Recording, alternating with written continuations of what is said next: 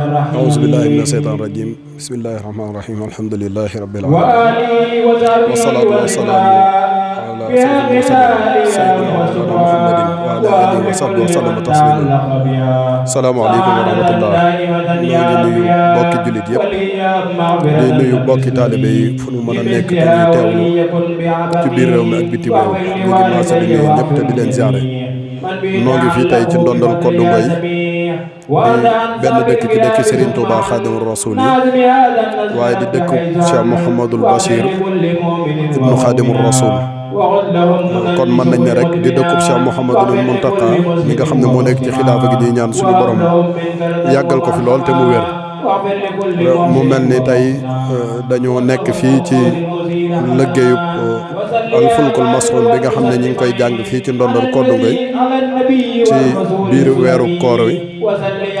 di ko amal comme ni nga xam ne noonu lañ koy amalee fa njaareem ak mboolem pàkk Serigne Bassirou yi nga xam ne ñoo nekk ci réew mi fii fi ndondal Koddu Ngoy nag ñi ngi am ndigal li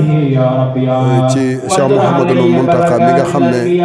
tey moo nekk xalifa ci kër Serigne Bassirou waaye moo nekk itam xalifa ci yoonu murit mu joxe woon ci ndigal ci jamonoy Cheikh Sidil Muxtaar waxoon ñu ne dee leen ko jàng fii comme ni nga xam ne noonu lañ koy jàng ci njaareem boobaak léegi noo ngi ci liggéey bi ren mooy sunu juróom-benneelu at ñuy amal njàng mi ñuy ñaan suñu borom subhanahu wa taala mu may nu defee ko nan ko daan defee rek muy tàmbali ko ci ndigalul sëriñ bi yeggale ko ci ndigalul sëriñ bi waaye itam ñu am ci ngërëmal sëriñ bi waaye itam ñu am ci ngërëmal yàlla subhanahu wa taala kon mel na ni njàng mi tàmbali na yéen a ngi dégg kàddu gi noonu koo koy jàng mooy sëriñ Mamor Fall jàngkat yi sëriñ Mamor Fall la sëriñ Saliou Mbaye ak sëriñ Moustapha Bassirou Ka sëriñ Bassirou Faye ak sëriñ Darou Ka ñooñu ñoo yor wàllu njàng mi ak ñi nga xam ne ñoo yor wàllu topp bi ku ci mel ne imam ak Serigne Saliou Diouf Serigne Souhaïbou ak man mii di àddu muy Oustaz Gorgui Diouf ngeen gën koo xam